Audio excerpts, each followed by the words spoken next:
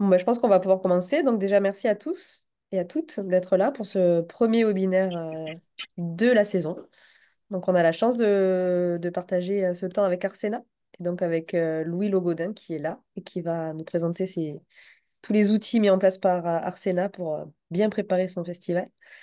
Et donc nous avons Laurent Domingos qui est un des deux coprésidents qui va beaucoup vous parler aujourd'hui et vous apprendre plein de choses. Beaucoup parler, oui, apprendre plein de choses, on verra.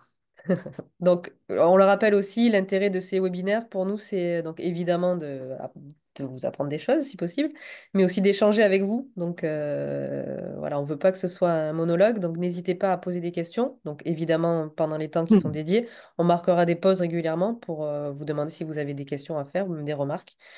Le but, c'est que ce soit un échange entre nous. Voilà.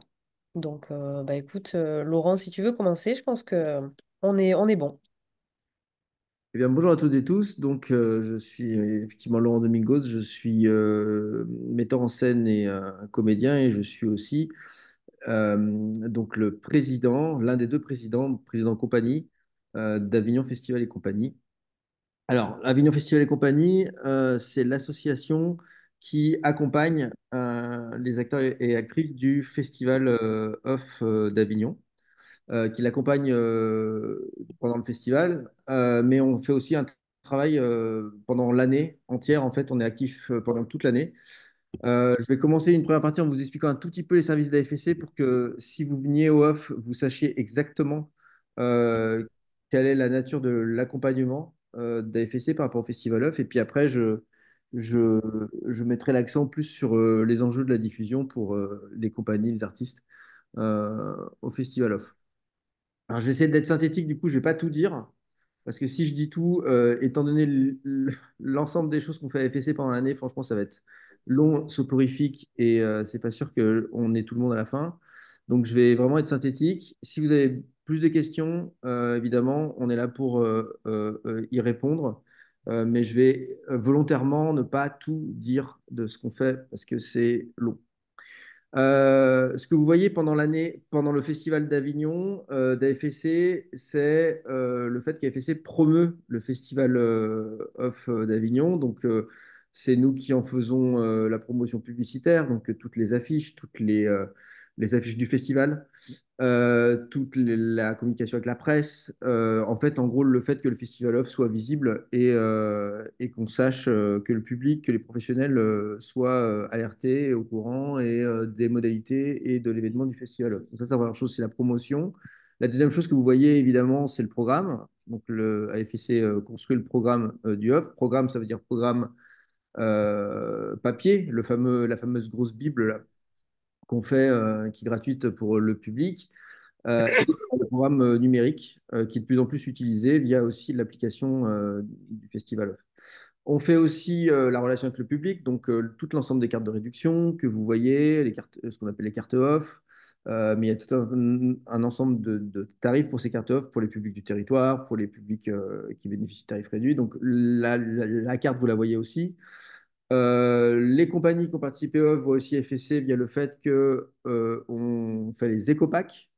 Alors, les éco-packs, c'est l'ensemble des visuels qu'on vous propose d'imprimer pour vous, donc affiches et tracts, flyers, qui sont éco-responsables et qui, pour la qualité qui sont des prix qui sont négociés, donc moins chers normalement que si vous le faites avec les mêmes qualités avec vos imprimeurs respectifs. Ce que vous pouvez voir aussi, si vous êtes compagnie, de façon assez directe, c'est que si vous vous inscrivez au festival, vous pouvez bénéficier si vous êtes une compagnie émergente qui vérifie certains critères, vous pouvez bénéficier du fonds de soutien à l'émergence, qui est en gros,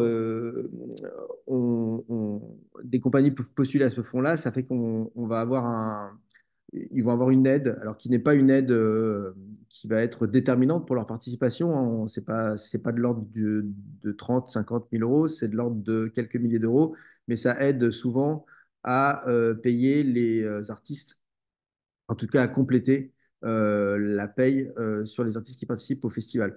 Donc le fonds de soutien, c'est quelque chose aussi que vous pouvez voir assez directement quand vous participez au festival off. On met en place d'autres services, notamment ceux qui sont les OOF, le village du œuf. Alors, le village du œuf, c'est à la fois un lieu de repos et de loisirs, on va dire, pour les artistes, pour le public. Il y a de quoi se reposer, de quoi se restaurer, etc. Mais c'est aussi un lieu de rencontre professionnelle. Donc, il y a là-bas des soirées entre professionnels. Donc, il y a des soirées thématiques où les compagnies, les artistes peuvent rencontrer des programmateurs, par exemple, ou des programmateurs peuvent se rencontrer entre eux, etc. C'est un lieu d'échange, de débats. Toute la journée, quasiment pendant tout le festival, il y a des débats sur le secteur du spectacle vivant, mais aussi des débats qui sont plus sociétaux et qui sont aussi là pour animer le secteur pendant le mois du festival. Évidemment, du coup, le Festival Off est un lieu de réseau qui est assez évident. Mais des activités de réseau, on en fait, je vais vous en détailler quelques-uns pendant tout le festival. Donc, ça, c'est les services, on va dire, les plus évidents, c'est-à-dire c'est ceux quand vous allez au off, ben, vous ne pouvez pas trop les louper. On s'occupe aussi, alors ça, c'est enfin, je pense qu'ici, il y a essentiellement des artistes et des compagnies, je pense. Vous ne voyez pas, mais vous le voyez un peu.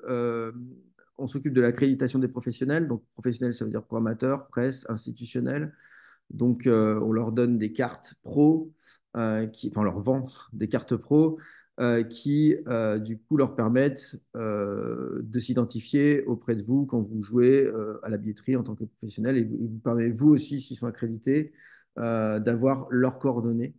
Et donc, quelque chose qui est relié à la diffusion, c'est qu'on diffuse la liste et les coordonnées de tous les professionnels qui veulent bien évidemment qu'on donne leurs données aux compagnies qui participent au WAF. Donc, depuis qu'on est là, on a changé un peu les règles et je crois qu'on donne tous les pros qui sont venus en N et tous les pros qui sont venus en N-1. C'est-à-dire que si vous faites le festival 2025, vous aurez la liste, le nom fonction, des fois le numéro de téléphone et le mail des pros qui vont venir en 2025, mais aussi qui sont venus en 2024. Ça vous permet d'avoir un petit peu de voilure. Alors après, l'idée 2025, ça va être de faire les accréditations beaucoup plus tôt pour que vous ayez la liste des professionnels beaucoup plus tôt, parce que souvent on faisait les accréditations un peu tard, et en fait, comme vous le verrez, quand on fait sa diff tard, bah, ça ne sert pas à grand-chose. Donc il faut que nous, on puisse vous les donner plus tôt. Donc ça, c'est les... Et un autre truc effectivement que vous pouvez voir assez facilement quand vous allez au off, c'est Ticket Off. Donc on fait aussi de la billetterie du off. Donc, alors il faut savoir que tous les théâtres peuvent faire leur billetterie. Ils ont une billetterie, ils peuvent avoir même un site web, ils peuvent même avoir une appli. Je ne sais pas si c'est des théâtres qui ont des applis pour acheter des billets, mais enfin, ils ont au moins un minimum maintenant tous un site web et une billetterie physique au théâtre. Mais nous aussi, on a une billetterie au off. C'est une billetterie qui est centralisée au sens où, quand vous allez dessus, vous pouvez acheter tous les spectacles qui ont coché la case ticket off. Et c'est une billetterie électronique qui a de plus en plus de succès. Quand je dis de plus en plus de succès, ça veut dire que le nombre de billets achetés tous les ans augmente. Et donc là, par exemple, on a 220 000 billets qui ont été, un peu, non, pas 200 000, 210 000, je crois, billets qui ont été vendus via Ticket Off. Pour info, d'ailleurs, ça peut être marrant de savoir ça, on estime qu'il y a à peu près 2 500 000 billets à la vente au off, de manière générale, si on somme tous les créneaux, toutes les jauges. Et le off, c'est à peu près un remplissage en moyenne de 55%.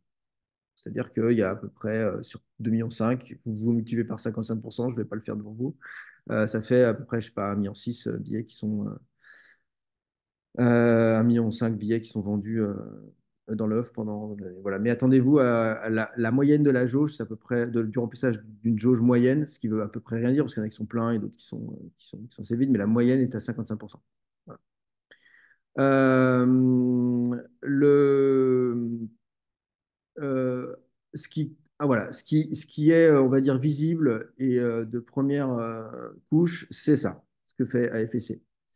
Après, pendant l'année, on fait plein de choses. Je vais aller vite et je vais essayer de faire des choses qui vous concernent directement et de ne pas dire toutes les choses qu'on fait. parce que ça va être long. Les choses qu'on fait qui vous concernent, il y a évidemment tous ces webinaires-là. Donc, des webinaires comme ça, il y en a plein. Ils sont tous visibles en public sur le YouTube du Festival Off. Donc, il y a plein de webinaires. Il y a des webinaires sur la diff, il y a des webinaires sur comment faire son budget, il y a des webinaires sur, je sais pas, il y en a plein. Je ne vais pas les citer, il y en a vraiment plein. Donc, je vous conseille, si vous avez des questions, par exemple, sur comment préparer votre offre, bah, d'abord allez sur le YouTube du festival. Et là, bah, vous avez plein de webinaires comme ça qui sont enregistrés et qui sont interactifs et les gens qui posent des questions et qui durent 2 heures. Donc, c'est dans le détail. Euh, donc, on a aussi des accompagnements spécifiques. Alors, je ne sais pas ça, Agnès, c'est elle qui en est le spécialiste. Je ne sais pas quel est l'état de ces accompagnements-là de résidence de compagnie à l'année.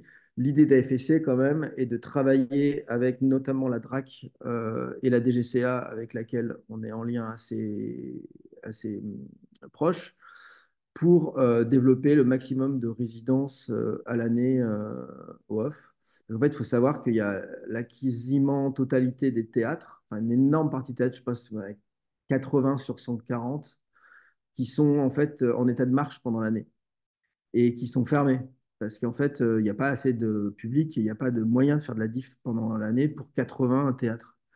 Mais par contre, ils sont ouverts. Enfin, ils peuvent ouvrir.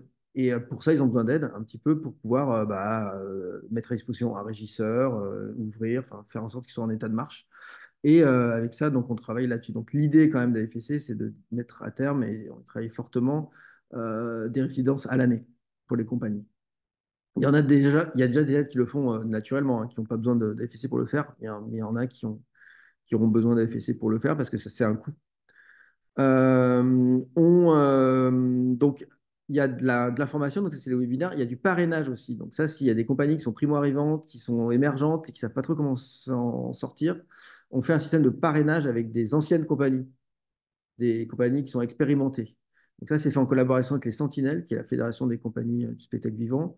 Et donc, en gros, on prend des compagnies expérimentées, on prend des compagnies qui ne sont pas expérimentées, puis on essaie de les mettre ensemble. Et comme ça, vous pouvez poser des questions qui sont pas peuvent être aussi des questions idiotes, mais au moins il y a quelqu'un qui est là pour vous répondre. Ou alors tous les pièges à éviter. Il ne faut pas faire ci à Avignon, il ne faut pas aller voir ces proprios-là, il ne faut pas faut pas aller dans ce théâtre-là si jamais tu as ce spectacle-là. Enfin, tous les trucs un peu qui sont que vous avez quand vous avez de l'expérience et que vous ne savez pas si vous n'avez pas d'expérience.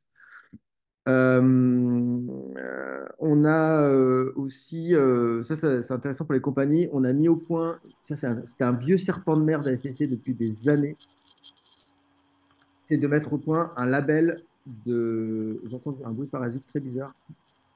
Vous aussi, j'imagine. Une espèce de mécanisme qui s'est mis en route, là. Je ne sais pas si vous l'entendez. Bref, je vais essayer de parler malgré. À Agnès, il y a peut-être un micro qui s'est allumé là. Voilà, c'est bon, ça suffit. On a mis en place un label. Alors, ça, c'est le vieux serpent de mer de la FSC. Comment est-ce qu'on fait en sorte que les théâtres aient une qualité de service minimale pour que les compagnies jouent dans les meilleures conditions possibles. Vous savez, il y a beaucoup eu de, moi en tant que compagnie et président des Sentinelles, on s'est beaucoup battu de par le passé sur pour les conditions de travail des compagnies, en exigeant des théâtres, voilà, niveau de qualité, etc. Et en fait, il se trouve que les théâtres aussi, euh, la plupart des théâtres ont besoin de ce label. Donc, on a créé un label en fait ont besoin de ce label parce que la plupart des théâtres sont des théâtres qui essaient de faire bien leur métier. Alors, il y en a qui sont nouveaux et qui n'y arrivent pas bien. Il y en a qui sont expérimentés qui arrivent bien. Mais en fait, des théâtres qui essayent d'y arriver et qui essaient d'avoir un niveau d'exigence professionnelle, il y en a plein. On s'est rendu compte qu'ils étaient tous assez partants pour se labelliser. Donc, on a mis en place, donc, dans une commission qui était paritaire, compagnie et théâtre, enfin, il y a un peu plus de théâtre que de compagnie, mais un, un label, c'est-à-dire 51 points ou 52 points que doivent vérifier les théâtres pour être labellisés. Donc, c'est des points d'accueil des compagnies, techniques, du public, la longueur des créneaux, combien de temps ils vous donnent avant chaque la préparation, les démontages, le stockage des décors, enfin, de la technique à l'accueil, est-ce qu'ils ont une billetterie, est-ce qu'ils n'ont pas de billetterie, enfin, bon, voilà. Et en fait, on a labellisé des théâtres. Donc là, cette année, il y en a 40 qui sont labellisés à peu près. Ça va augmenter, hein. Et donc, vous, les compagnies, quand vous. Donc, normalement, Agnès, on est censé mettre le fait que c'est label ou pas sur le site. Donc, ça, il faut que tu vois avec Chloé, mais normalement, ça doit être dans les tuyaux. Normalement, vous pouvez. Enfin, moi, je vous conseille de regarder aussi ça. Est-ce que c'est un théâtre qui est labellisé par le OFF ou pas? Si c'est un théâtre qui n'est pas labellisé, ça ne veut pas du tout dire que c'est. Ça peut être un théâtre qui est magnifique et superbe, mais non labellisé pour deux raisons. La première, c'est que sa labellisation peut être en cours. Et deux, il n'a peut-être pas demandé la labellisation pour des raisons X ou Y. Mais en tout cas, dans un sens, ça marche. S'il est labellisé, c'est que il a été vérifié. Et je peux vous dire que le contrôle, il n'est pas évident. C'est un contrôle extérieur qui est fait par une boîte de certification qui est pénible. Et c'est des gens indépendants de nous qui vont là-bas et puis cochent des trucs, quoi. Et s'il ne l'a pas, il ne l'a pas, hein. Il y en a un qui ne l'a pas eu pour le fait qu'il n'avait pas. On veut qu'il y ait des panneaux VHS dans le théâtre pour s'il y a des harcèlements sexistes ou sexuels, qu'il y ait des points de référence, etc. Bah, il y en a un qui n'avait pas et il n'a pas eu. Après, c'est facile à mettre, donc il va l'avoir, je pense. Mais voilà, donc on est très rigoureux. Il y en a même un qui a fait pas l'avoir parce qu'il n'y avait pas des fers à repasser dans toutes les loges. Mais bon, je pense que ça se résout vite. Euh, Bref, le label important. Le fonds de professionnalisation, j'en ai parlé. Le village du off, j'en ai parlé. Je ne vais pas revenir dessus. Le programme, j'en ai parlé. L'éco-responsabilité, ça aussi, c'est un truc très important. Pour vous, d'ailleurs, aussi, les compagnies. Il faut savoir que le off, c'est un gros facteur de pollution quand même au carbone, de par le fait que le public, bah, tout le monde va au même endroit au même moment et il va alors un peu en train. En France, le train est décarboné parce qu'on est au nucléaire, 80%, mais par contre, la voiture n'est pas décarbonée. Et beaucoup de gens viennent en voiture, beaucoup de gens ont besoin de se déplacer en voiture, beaucoup de gens n'habitent pas forcément sur Avignon même. Donc il y a beaucoup de carbone qui est dépensé par Avignon et surtout il y a beaucoup de carbone qui est dépensé par les compagnies parce il y a quasiment la totalité des compagnies viennent en camionnette pour apporter leur décor et repartent en camionnette. Alors il y a un peu de mutualisation entre les compagnies, mais c'est pas dingue. Et donc, en fait, il y a quasiment autant de compagnies de camionnettes que de compagnies qui viennent à Avignon, on va dire au premier ordre. Et ça, vous imaginez bien que ça génère un petit peu de CO2. Donc, l'idée qu'on a eue, c'est avec le Shift Project, qui est parrainé, enfin, qui est présidé par Jean Covici, on a eu l'idée de développer le fret ferroviaire pour les décors des compagnies. Donc, on a fait un test cette année avec 30 compagnies. L'année prochaine, on devrait faire 150 ou 200. Donc l'idée, c'est de faire descendre les décors par fret. Cette année, ça a marché du feu de Dieu. Il n'y a eu aucun problème sur aucun décor. Les compagnies n'ont pas eu, du coup, les compagnies ont juste à charger. Après, elles font ce qu'elles veulent, elles descendent comme elles veulent. Et après, à la fin, il y a un déchargement et c'est amené en camionnette au théâtre. Donc là, il y a évidemment des camionnettes pour le dernier kilomètre, mais c'est pas du tout la même chose que, évidemment, de descendre de Lille à Avignon en camionnette. Donc ça, je vous conseille aussi de vous renseigner sur le fret, parce que c'est hyper intéressant. L'idée, évidemment, pour intéresser les compagnies, parce qu'on est tous dans le même bateau, c'est que ce soit quand même moins cher que le fait que vous louiez une camionnette, descendez en camionnette, ramenez la camionnette, etc., etc. Voilà, et donc ça, c'est très soutenu, évidemment, par l'État, par les régions et tout ça, hein, parce que c'est quelque chose qui coche pas mal de cases. Et l'éco-responsabilité, bah, on vise une diminution du nombre de programmes, en tout cas de la taille du programme. On risque de faire un programme fin gratos et un programme plus épais un peu moins gratos. De développer surtout le programme en ligne parce qu'il y a de plus en plus de gens qui sont à l'aise avec ça et que voilà, plus on va être ergonomie en ligne et plus. Sachant que quand on dit en ligne, on ne résout pas le problème de carbonation, vous le savez, mais on fait ce qu'on peut. Voilà. La gestion des déchets aussi, là on a eu une réunion hier avec le Grand Avignon pour gérer tous les déchets, parce que alors les déchets que vous balancez ou les compagnies, enfin nous, donc moi aussi, et le public, c'est l'enfer pendant le mois d'Avignon. Il faut savoir qu'Avignon, c'est une ville de 19 000, 20 000 habitants hein, pendant l'année, et on est 300 000 hein, pendant le... Donc vous imaginez bien ce qui se passe au niveau des égouts, au niveau des déchets. Pour une ville comme ça, c'est pas évident. Donc on a mis en place avec le Grand Avignon tout un tas de dispositifs sur les déchets. Je pourrais parler des heures, hein, donc je vais essayer d'aller très vite. Modèle économique, ça je vous l'ai un peu dit, c'est les résidences à l'année, le développement de la filière à l'année, hein, à terme, il faudrait que les compagnies puissent créer aussi à Avignon, parce qu'il y a un terrain de jeu qui est énorme et qui n'est pas utilisé. Et qui dit créer à Avignon, dit faire tout un tas d'actions avec le territoire, avec les associations du territoire qui sont très demandeuses de ça et qui n'ont pas beaucoup d'argent. Et donc l'idée, c'est de savoir comment est-ce qu'on fait pour que ce soit possible, quoi. C'est juste une question. Enfin, tout ça, tout ce que je raconte depuis tout à l'heure, c'est une question d'argent, hein. Il y a beaucoup de besoins de financement dans tous les sens. Et sur la diffusion, donc du coup, c'est bien, on y arrive. Sur la diffusion, eh bien, on travaille sur plusieurs choses. Alors, déjà, on essaie de plus en plus de mettre en relation efficace les programmateurs et les compagnies par tout un tas de dispositifs pendant le festival, des rencontres, des banquets. On fait des trucs, on fait du speed dating un peu entre compagnies et programmateurs. Donc, vous mangez et il y a des programmateurs, et il y a des compagnies et vous mangez et après, c'est à vous de jouer, quoi. Il y a de l'alcool et on peut prendre du vin. Donc, voilà, vous faites ce que vous voulez avec tous les outils que vous avez. Euh, c'est sur, la dernière fois, c'est sur une péniche, c'était plutôt beau. Et aussi aux Racines, au Mercure. On a plein de partenaires qui veulent nous aider hein, sur le territoire. Donc les péniches, par exemple, c'est un partenaire qui a dit, OK, bah, vous pouvez venir avec des péniches. On fait donc, on utilise ça. On va aussi beaucoup plus, on est rentré dans tous les réseaux dans beaucoup de réseaux de professionnels, par exemple le Chaînon Manquant, par exemple Actif, par exemple, il y a plein de réseaux de programmateurs qui se font en France. Moi, par exemple, à titre personnel, je suis aussi programmateur, donc j'ai un festival à Quoi-la-Forêt, et je suis au réseau Chaînon Manquant via Hauts-de-France en Seine, c'est dans les Hauts-de-France. Donc en fait, les programmateurs aiment se réunir pour se donner des bons plans, pour se donner aussi des spectacles, etc., etc. Et ces réseaux-là sont très importants au off. Et nous, on essaye d'entrer en contact avec ces réseaux et d'animer ces réseaux pendant le festival. Donc ça, c'est important. Et les soirées aussi, évidemment, qui permettent aux compagnies, aux programmateurs de se parler. Programmateurs institutionnels et tout, hein. Évidemment, je parle de tout ça. Euh, on a essayé, alors ça n'a pas trop marché, parce que je pense que c'est un besoin peut-être que vous n'avez pas pendant le off, ou alors que les programmateurs n'ont pas pendant le off, mais on va essayer quand même de voir comment on peut faire.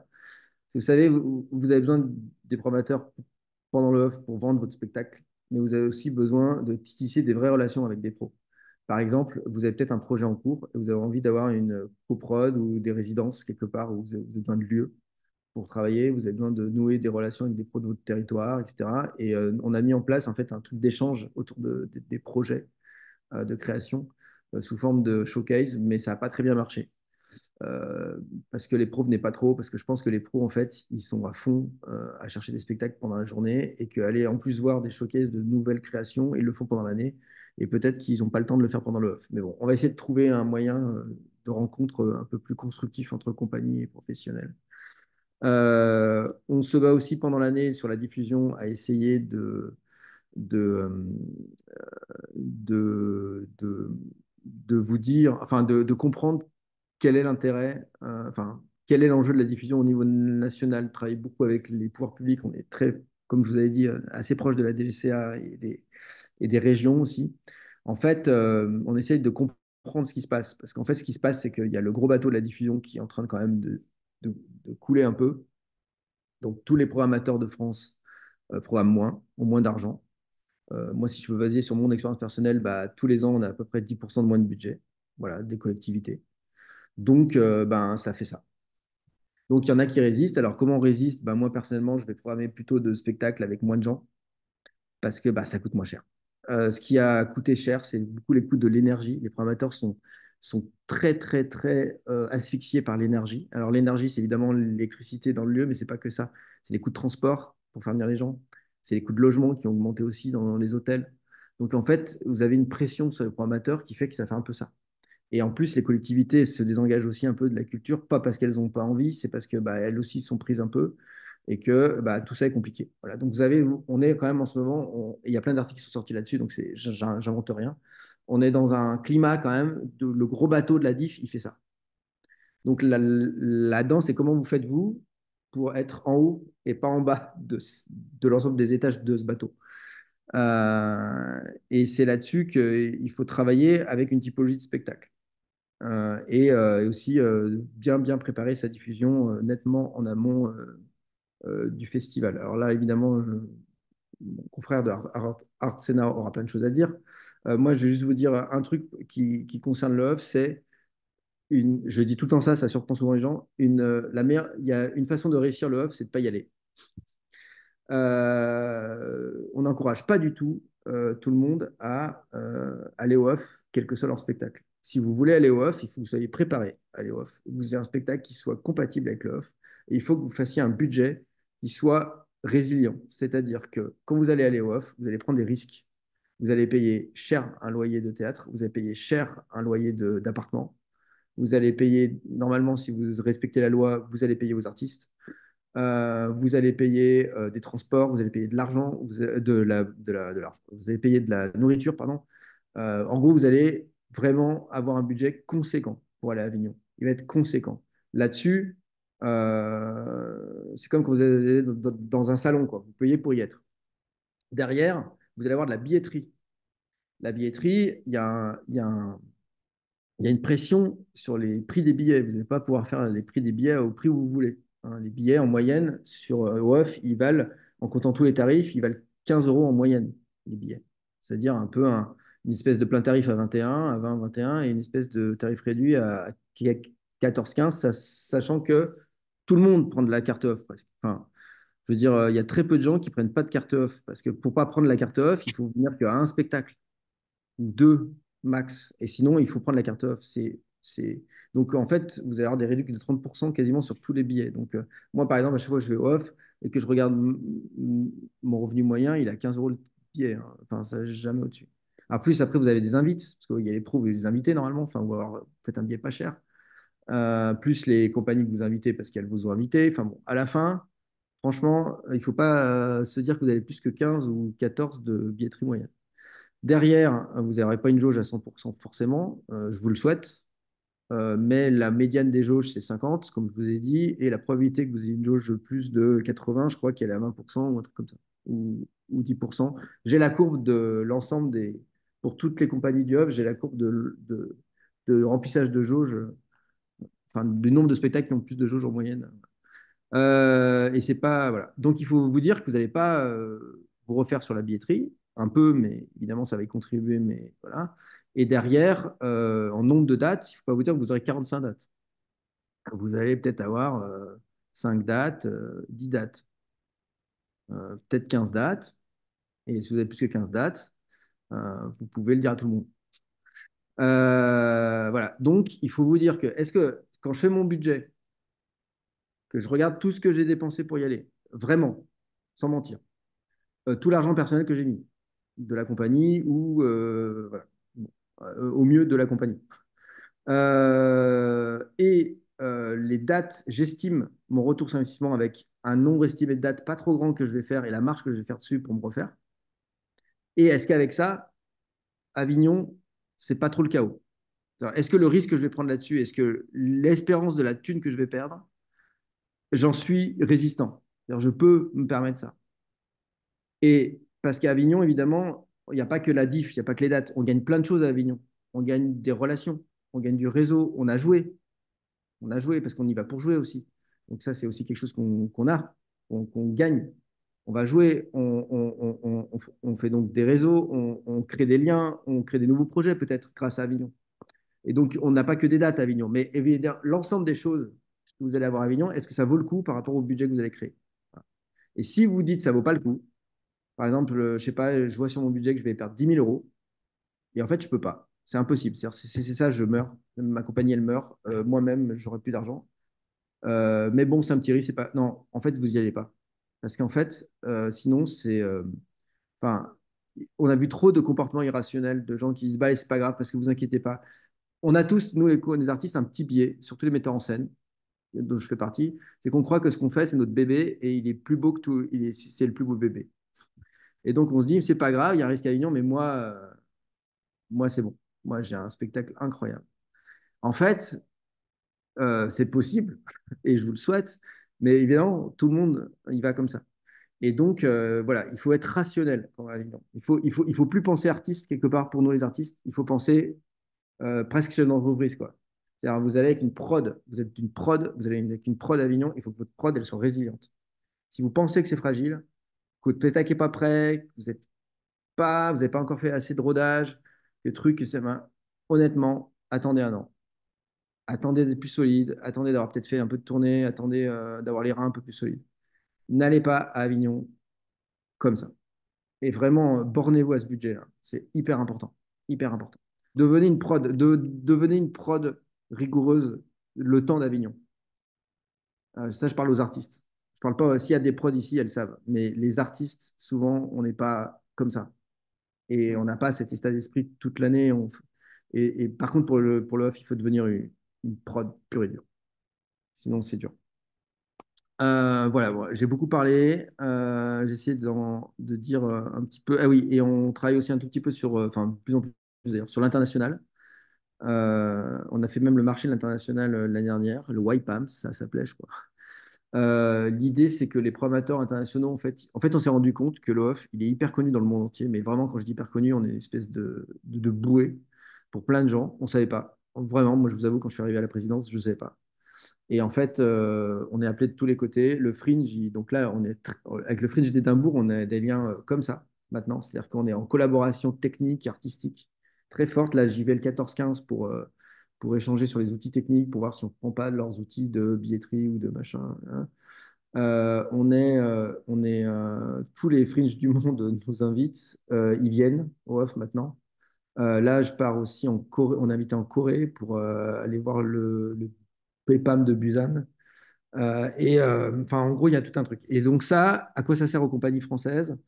Eh bien, on va mettre en place un moment de la francophonie où il y aura donc plein de programmateurs étrangers, francophones.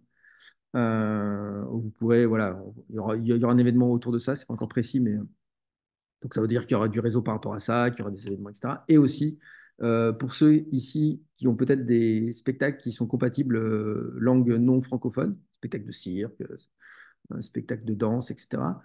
Ben on met en place un échange entre les programmateurs étrangers et les programmateurs et les compagnies françaises.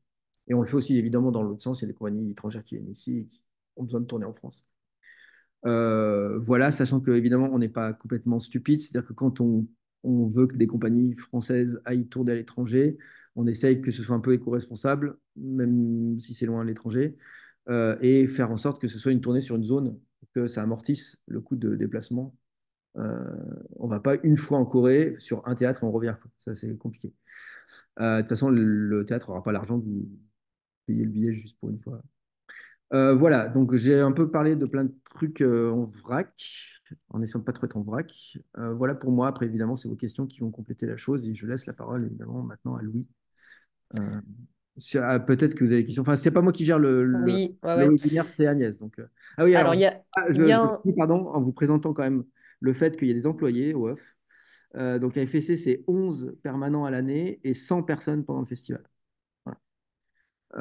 Et là, donc on a 11 permanents à l'année, même un peu plus maintenant, Agnès, non? Non, des permanents, c'est 11 à l'année, non? Ouais, ouais, ouais, on est 11 à l'année, Voilà. Et pas Agnès est l'une plus. des directrices du pôle événementiel, projet, Projet événementiel. accompagnement des compagnies, etc.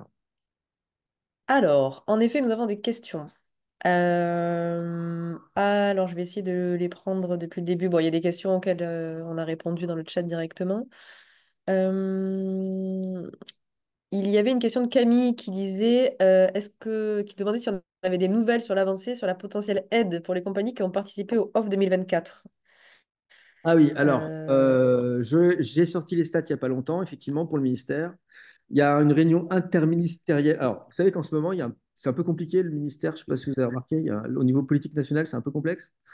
On a été un peu embêté avec ça, parce que, alors, notre ministre, elle reste, et donc la conseillère en spectacle vivant, elle reste. Et donc, ça tombe bien, parce que on avait de bonnes relations avec elle.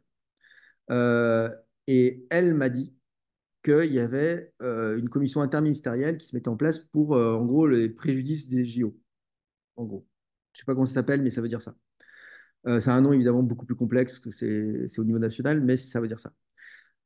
Donc c'est là-dessus que nous, on a une bille à jouer. Donc la scène indépendante, donc, qui est un syndicat des producteurs indépendants du spectacle vivant, je ne sais pas si vous les connaissez, ont beaucoup milité pour avoir une compensation, parce qu'il y a beaucoup de gens de la scène indépendante qui sont adhérents à la scène indépendante qui font l'offre. Donc moi, on a envoyé, pour ceux qui étaient là en 2024, vous avez vu passer, on a envoyé donc un sondage aux compagnies. Pas beaucoup de compagnies ont répondu. Ça, c'est un peu pénible aussi.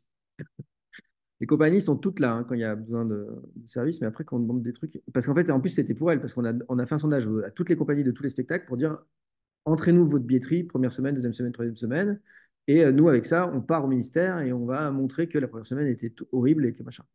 On a eu que 300 réponses sur 1300, sur 1600 spectacles. Donc, c'est pas ouf. On va relancer là, mais c'est un peu. Voilà, c'est... Bon, après, on sait hein, que quand on envoie des sondages, des questionnaires, il y a très peu de gens qui répondent. Mais bon, là, on se disait, comme on a marqué en gros argent, on se disait qu'il y avait peut-être un peu plus de gens. Mais bon, peut-être qu'ils n'ont pas lu, ils ont pas lu le mot argent. Si vous n'avez pas répondu, que vous avez reçu ça, répondez, ça nous fera un truc de plus. Effectivement, ce sondage montre que la première semaine est catastrophique, en gros. Et donc avec ça, on peut partir. Donc là, on va le faire, mais effectivement, là, on a été un peu ralenti par le calendrier national, hein. Franchement, on croyait même que cette commission n'existerait plus, parce que la commission interministérielle des JO, étant donné tout ce qui s'est passé, on pensait que tout le monde s'en fichait. Il se trouve qu'elle existe encore.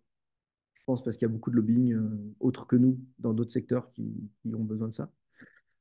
Donc, bah, on va y aller avec ces chiffres-là. Donc, bah, on n'a pas de nouvelles. Bah, voilà les nouvelles, quoi. Donc, on attend d'être convoqué. Alors, je sais que dans pas longtemps, je vais être convoqué à l'Assemblée nationale, donc à la commission. Donc, c'est pour la loi finance, la commission culture. Donc, bah, là, je balance. Enfin, voilà, j'en balancerai aussi.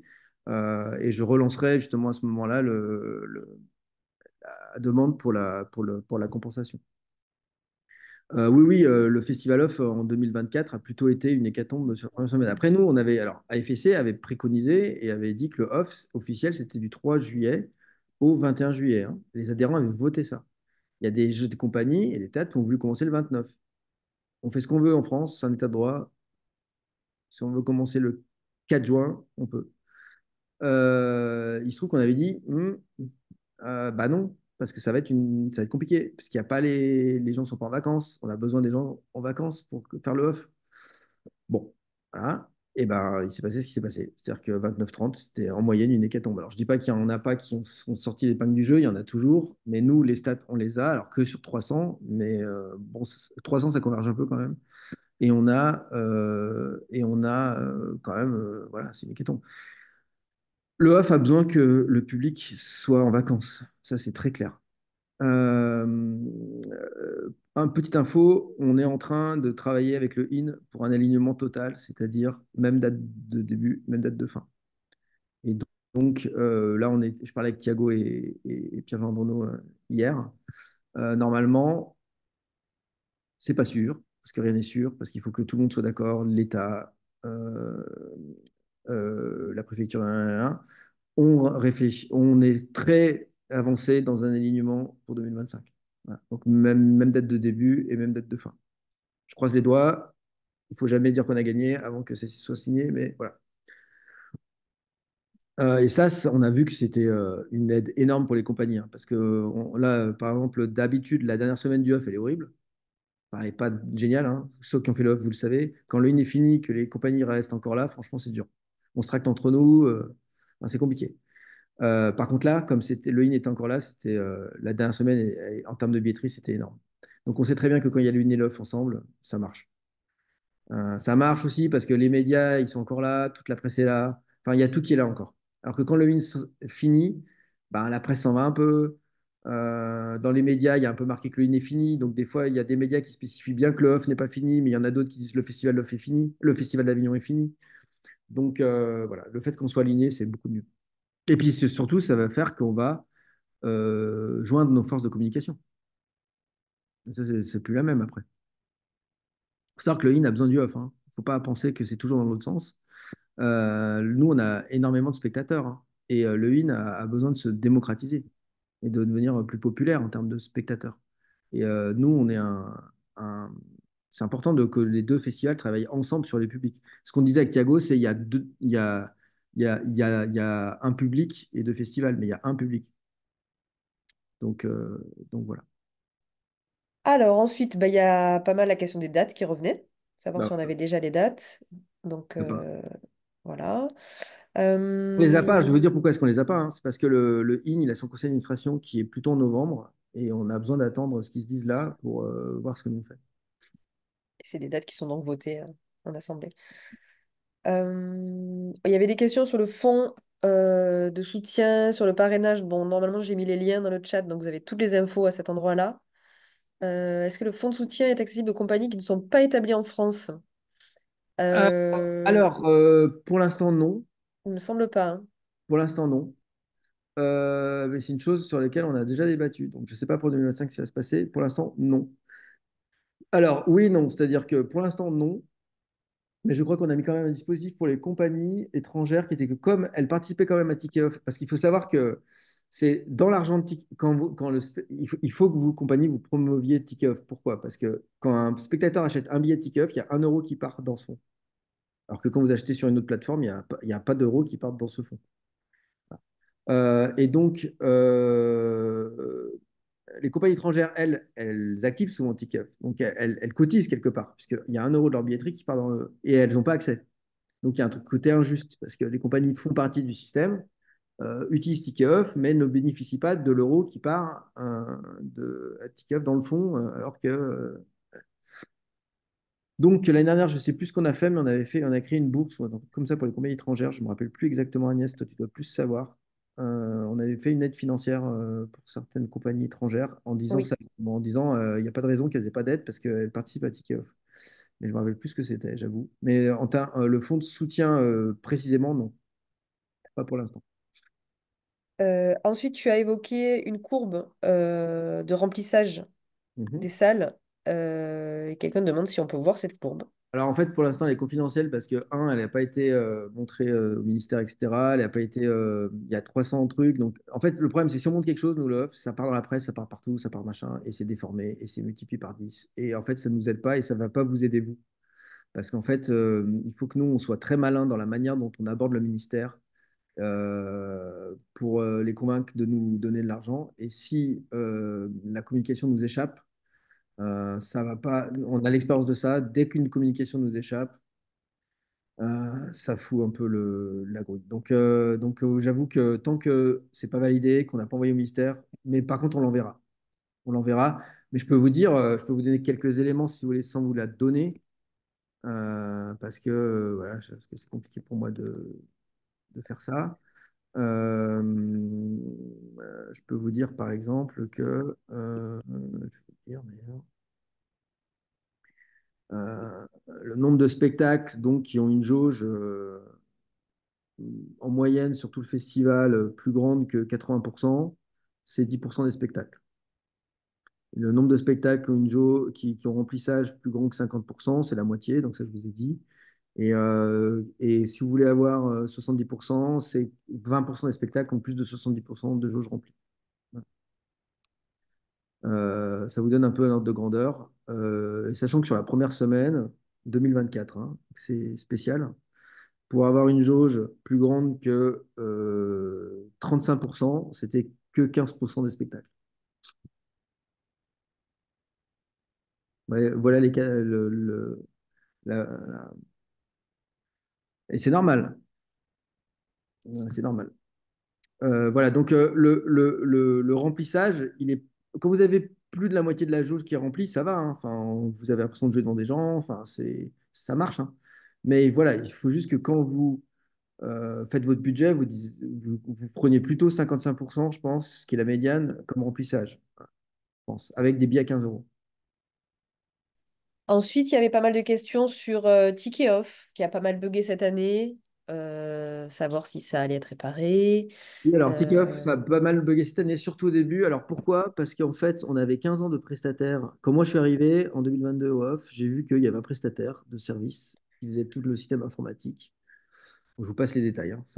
On va partir dans le chapitre qui va vous faire mal à la tête. Mais en gros, il y avait un système informatique qui était fait par un prestataire que moi, avec mon background un peu d'ingénieur et d'informaticien, j'ai vu que c'était vraiment mal fait et que c'était pas une société que je trouvais moi efficace et compétente. Et surtout, les relations de cette société avec l'équipe étaient très difficiles. Je pense qu'Agnès peut en témoigner à un niveau humain. Et donc, on a décidé, on s'est dit petit à petit, au début, on a essayé d'arranger les choses, puis après, on s'est dit, bon, en fait, il faut switcher. Le problème, c'est quand vous changez de prestataire informatique, en fait, le off, on est obligé de le faire d'une saison à l'autre. On ne peut pas avoir une saison sans informatique. Donc, on est obligé, en 9 mois, quasiment, de changer 15 ans de boulot de système informatique et d'historique et de connaissances métiers et trucs et machin. Et c'est l'enfer. Et donc, on l'a fait. On était obligé. Et personne n'a osé le faire avant nous, hein. Parce qu'évidemment, tout le monde s'est dit, bah non, on ne peut pas remplacer 15 ans en 9 mois. Bah, on a essayé. Donc, effectivement, au début, disons que le bébé était délivré 5 jours avant le festival, quoi. Donc, l'ensemble des tests pour être fait, tout ça, c'était compliqué. On le savait, hein, qu'on prenait un risque. Mais là, on s'est dit, il faut le prendre parce que sinon, on changera jamais de système informatique. À force de procrastiner. Et donc, bah voilà, il y a eu des bugs au début, il y a des trucs qui rentraient mal, il y a eu des billets qui sortaient mal, etc. Mais à la fin, enfin, petit à petit, au fur et à mesure du festival, ils ont tout débugué. Et honnêtement, là, on a un système qui marche. Alors, là, on a 9 mois pour le perfectionner. Donc là, on va pas rajouter de nouvelles features, rien. On va juste perfectionner le truc. Par contre, ce qui a mieux marché l'année dernière, qui n'avait pas marché avant, c'est que c'était rapide et qu'on pouvait accéder au site de façon un temps non négligeable. Avant, c'était l'enfer. Pendant le festival, quand les gens commençaient à taper, les bases de données étaient surchargées, c'était très difficile. Là maintenant, c'est mieux dimensionné. Mais oui, je suis d'accord que le démarrage a été dur. Voilà, là, cette année, normalement, ça devrait être stabilisé. Nous avions aussi une question sur les retours critiques sur Ticket Off. Est-ce que les retours publics, est-ce que on va permettre ça Alors, ou... gros débat. Gros débat. Ben, c'est un gros débat au sein du HOF. C'est-à-dire qu'il y en a qui veulent on puisse mettre des critiques sur Ticket Off comme on met sur Bireduc. Genre, le spectacle était génial. Nanana. Et il y en a qui pensent que c'est pas le rôle de la FSC de promouvoir, enfin, de participer à la promotion de l'un ou l'autre spectacle, différencier. Enfin bon, un débat. C'est peut-être un débat dont on peut parler à l'AG, par exemple, avec les adhérents, qui a lieu le 2 décembre, mais il faut être adhérent de la FSC. Pour être adhérent de la FSC, il faut avoir fait au moins un festival. Euh, une question compliquée. J'avoue que moi aussi, en tant que compagnie, je suis content quand il y a des bons commentaires sur les sites et comme ça, je peux les copier-coller ou dire que c'est génial qu'il y a 5 étoiles. Ah, moi, je suis un peu contre les étoiles. J'avoue que j'en ai marre qu'on se note tous là, les autres. Mais ça, c'est plutôt philosophique et ça concerne que moi. Je sais pas, c'est un débat au sein de la FSC, ça. C'est une bonne question. J'ai pas c'est une bonne question. Je pense que si on faisait un sondage ici, il y aurait du pour et du contre. C'est une bonne question. On la prend. On la prend et on va relancer cette question. Elle avait un peu disparu parce qu'on s'occupait de plein d'autres trucs, mais on va la relancer du coup. Pas évident de savoir si on autorise les. Parce qu'après, une fois, il y avait un système qui s'est mis en place qui a disparu parce qu'il était trop. Il ressemblait trop à Netflix. Et là, ça, les gens n'aimaient pas du tout. Ça a commencé à faire de la promotion de spectacles en fonction des spectacles que vous aviez vus, quoi. C'est ce que je veux dire. Vous étiez sur le Netflix du théâtre. Et donc ça plaît pas parce que le off, c'est la diversité de la création. Et si on va tous voir les trucs qu'on aime bien, ça sert à rien. Mais ce truc-là avait des étoiles et des commentaires et ça mettait un peu le boxon parce qu'il y a des gens, déjà, il y a des gens qui appelaient tous leurs copains pour être des étoiles. Donc tout le monde est 5 étoiles au début, hein, évidemment. Et après, il y a des gens qui se vengeaient un peu avec une étoile et des machins. Et il y avait des gens qui appelaient du coup le service en disant je veux être retiré de ce système-là parce que on m'a insulté sur le. Enfin bon, ça génère beaucoup, beaucoup de choses, ça. Après, Billet Réduc, je pense qu'ils s'en fichent. C'est-à-dire qu'ils ont peut-être un modérateur et derrière, ils balancent n'importe quoi et puis ils s'en fichent de savoir si les gens sont contents ou pas contents des commentaires. Je sais pas, j'ai pas expérimenté le service après-vente de Billet Réduc. Mais nous, on a décidé cette année que c'était compliqué. Après, je suis d'accord que c'est un débat. Il y en a qui le veulent. Il y en a qui le veulent et il y en a même qui utilisent Billet que parce qu'il y a des commentaires. Et parce que Billet c'est compliqué Billet hein, en termes de ce qu'ils prennent comme pognon et tout ça. Et les faits qu'ils font des tarifs réduits de temps en temps et tout, c'est pas forcément génial pour les compagnies. Et le fait qu'en plus le Billet il se serve des données clients hein, qui donnent pas. Nous, on est assez transparent en termes de données clients. Donc, mais bon, il y en a qui prennent Billet parce que bah, ils peuvent mettre les commentaires. Donc, c'est un débat qui est déjà venu chez nous, ouais. Bon, on va y réfléchir. Mais la réponse est pour l'instant non. Alors, pour recentrer un petit peu, une question de Léo. Au niveau des théâtres, quelle est la somme qu'on doit investir pour avoir la salle en moyenne? Et de Alors, manière en moyenne, générale, est-ce que la billetterie est partagée avec le théâtre ou tout revient à la compagnie? 65% des spectacles sont là, pour le coup, c'est une vraie stat, sur 1300 spectacles. Donc ça, sur 1600 spectacles. Donc ça, c'est une vraie stat. Mais 65%, c'est de la loc. Donc, c'est pas 95%, c'est 65%. Le reste, c'est de la coréale avec minimum garantie, qui est une loc déguisée. D'accord? C'est une loc. En fait, une loc, c'est je donne un fixe et après, j'ai toute la billetterie. Et la coréale avec minimum garantie, c'est je donne un petit fixe et après, je n'ai pas toute la billetterie. Donc, il y en a un, c'est fixe et l'autre, c'est fixe plus variable. Voilà. C'est comme quand vous faites un emprunt. Voilà. Donc, c'est fixe ou fixe plus variable. Mais c'est un peu comme une loc parce qu'il y a du fixe. Et après, il y a la vraie coréale, entre guillemets, c'est celle qui n'a pas de minimum garantie. Et ça, il y en a aussi. Je crois qu'il y en a une dizaine de pourcents, mais c'est minoritaire, mais il y en a. Et il y a aussi, alors j'ai vu ça, ça m'a étonné, il y a 2% d'accueil gracieux. Je n'ai pas creusé, mais je me dis, oh, bah, c'est bien. Et il y a, pareil, 2% d'achat, des gens qui achètent les spectacles. Alors ça, c'est plutôt, je pense, les théâtres conventionnés. Je pense que peut-être les Halles font ça, peut-être le Totem. Je ne sais pas, il y a peut-être des théâtres qui sont des théâtres un peu conventionnés et qui ont, par exemple, je sais pas, qui font peut-être ça sur certains spectacles. Je sais pas. Bon, c'est minoritaire, hein. Attendez-vous à de la loc ou de la coréale avec une garantie. Alors, le prix d'une loc en moyenne, c'est 100 € la place. Ça veut dire que si vous avez un spectacle de 70 places, un lieu de 70 places de jauge, ça va vous coûter 7 000. Vous faites le nombre de la jauge multipliée par 100 et vous avez à peu près le prix du loyer, sachant que ça tourne autour de ça. Il y en a plus cher, il y en a moins cher. Et pour les loyers des appartements, on a remarqué qu'on était à peu près, malheureusement, à peu près quasiment à 1 000 € l'artiste. C'est-à-dire, si vous voulez un truc pour 5, vous allez trouver un truc à 5 000 € quoi. Minimum. Après, vous pouvez toujours vous loger dans un KGB à 10, machin, pour 1 000 balles, hein, mais dans les trucs un peu décents, on est à peu près à 1 000 l'artiste, ce qui est compliqué.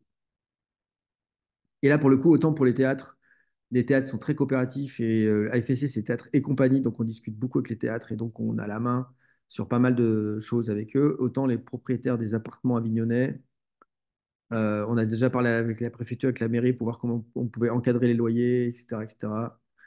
Là, c'est compliqué. En plus, c'est leurs administrés. Donc la ville n'a pas intérêt que les propriétaires avignonnais soient pas contents. Voilà. C'est d'autres Alors, il y a questions. plusieurs questions qui rebondissent sur le loyer. Quelqu'un demande le loyer, c'est pour la durée du festival ou pour une semaine de manière générale. Donc, Le c'est loyer des théâtres, c'est tout ce que j'ai dit, c'est pour le festival. pour la durée du festival, oui. Alors, il y a des théâtres qui maintenant font un peu de la découpe de créneaux. C'est-à-dire, ils disent, C'est bah, ça. tu peux venir la première semaine ou les 2 semaines. Ben, faut pas s'attendre à que ce soit qu'un tiers du festival soit un tiers de la somme. À mon avis, c'est un peu plus. Bah justement, Léonie demandait que penser du fait de jouer un jour sur deux. Cela permet de réduire Ah, les frais de location de théâtre pour la compagnie, mais je ne sais pas ouais. si c'est une pratique répandue. Alors, un jour sur Alors, c'est deux, une pratique qui n'est pas répandue, mais qui existe. hmm, Le un jour sur deux, il est pas mal. Alors, il y a deux possibilités si vous voulez jouer la moitié du festival. Soit vous jouez la première moitié puis vous partez, ou la deuxième partie vous partez, soit vous jouez un jour sur deux. La différence, euh, c'est que quand vous jouez la première partie festival, la première ou la dernière, même s'il y a une différence entre la première et la dernière, mais je ne vais pas rentrer dans les détails, si vous jouez par exemple une des deux parties, vous pourrez avoir, comme vous jouez tous les jours, votre com est plus facile. Par contre, si vous jouez par exemple la deuxième partie, vous ne bénéficiez pas du bouche à oreille qui s'est créé à la première partie. Et si vous jouez la première partie, vous bénéficiez du bouche à oreille comme tous les autres, c'est-à-dire vous démarrez à la même ligne de départ que tout le monde, mais quand le bouche à oreille commence à fonctionner, vous en allez. Donc, le danger de jouer moins, c'est que l'enclenchement du succès de vos spectacles se fait pas pareil.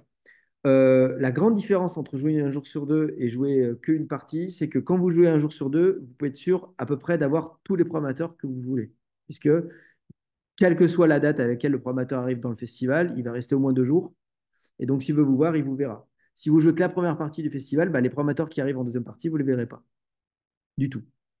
Vous n'aurez aucune chance de les voir. Parce que ce n'est pas là où ils viennent. Donc, il y a une différence entre jouer un jour sur deux, parce que vous jouez tout le festival, en fait, même si vous jouez un sur deux, et jouer une première partie parce que vous ne jouez pas tout le festival, et donc vous loupez la moitié enfin pas la moitié, mais. Et donc, si par exemple vous choisissez des semaines, j'imagine qu'il y a des semaines qui valent plus cher. Parce que la semaine autour du 14 juillet, elle vaut beaucoup plus cher que la première, par exemple. Non, que la dernière, pardon, par exemple. Alors, je parle dans un état où le in est finissait avant le off. Maintenant, quand ce sera aligné, je pense que ça va être beaucoup plus symétrique au niveau des programmateurs. Mais en gros, voilà la différence. Alors donc, à chaque fois, vous perdez un peu quand vous jouez pas tout le festival, mais vous gagnez de l'argent évidemment parce que vous payez moins cher tout. Alors par contre, quand vous jouez tout le festival un jour sur deux, vous payez tout le loyer de l'appartement. Alors que quand vous jouez qu'une partie, vous payez que la moitié du loyer de l'appartement. Enfin, et encore, il faut trouver un super propriétaire parce que les propriétaires qui acceptent de pas louer à l'année, de pas louer, pardon, au mois, il n'y en a pas beaucoup. Dans les Airbnb, il y en a, mais ça coûte cher. Donc voilà la différence, c'est une question de choix. Ça peut effectivement diminuer la facture. Moi, comme ça, je dirais un jour sur deux, ça me plairait plus parce que je peux m'étaler sur tout le festival, je peux contacter tous les promoteurs, je peux participer à toutes les soirées que je veux. Je suis là pendant tout le festival. Bon, Mm. mais honnêtement, ça dépend de chacun. Arnaud demande concernant la diffusion, quid d'intégrer un chargé de diff dans le budget? Je crois qu'au-dessus, on avait eu pareil pour un chargé relations presse. Ça peut être intéressant Alors, on a d'en parler. 30% des compagnies qui ont un chargé de diff externe, 30% des compagnies qui ont un chargé de diff interne, et 30%, sachant que interne, ça veut dire soit un vrai, soit c'est la belle-sœur ou l'assistant metteur en scène qui fait le chargé de diff, et 30% qui en ont pas. Quand j'ai regardé les stats, on a plutôt plus de chances d'avoir des dates quand on a un chargé de diff, mais c'est pas une droite très pentue. D'accord? Si vous mettez le nombre de gens qui ont des chargés de diff en fonction des nombres de dates vendues, vous avez un peu quand même une droite croissante. C'est-à-dire, vous voyez que, surtout quand il y a beaucoup de dates, ceux qui ont beaucoup de dates, ils ont un chargé de diff. Il y en a très peu qui ont beaucoup de dates et qui n'ont pas de chargé de diff. Mais ce n'est pas une droite très croissante. C'est-à-dire que vous pouvez vous en sortir si vous n'avez pas l'argent sans. Mais il faut savoir qu'un chargé de diff, c'est quand même un métier au sens où ce qu'ils vous vendent, c'est leur carnet d'adresse qui est difficile à avoir et leur façon d'aborder les pros, qui est plus personnelle, humaine, etc.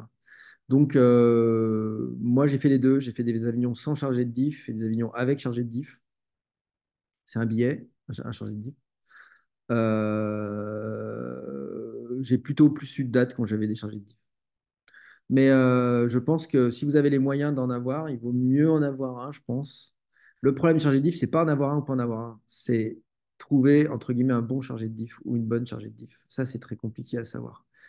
Pour ça, il n'y a que le réseau entre compagnies qui peut fonctionner. C'est-à-dire qu'il faut que vous demandiez autour de vous, et toi, tu as un chargé de diff, et il est comment, et t'as vendu. Parce qu'en plus, il y a des chargés de diff qui sont bons pour certains spectacles et pas pour d'autres. Il y en a qui sont spécialisés sur le jeune public. Ça sert à rien de les prendre pour. De toute façon, ils voudront même pas. S'ils sont bons, ils voudront pas vous dire oui pour des trucs dans lesquels ils sont pas bons. Mais donc, en fait, ça, pour savoir qu'il y a un bon chargé de diff ou pas, c'est que du réseau. C'est très difficile. Et en plus, c'est très difficile de mesurer un chargé de diff au nombre de dates qu'il vend parce que des fois, il peut être bon, mais votre spectacle ne convient pas trop à l'époque où il y a un problème de crise de la diff.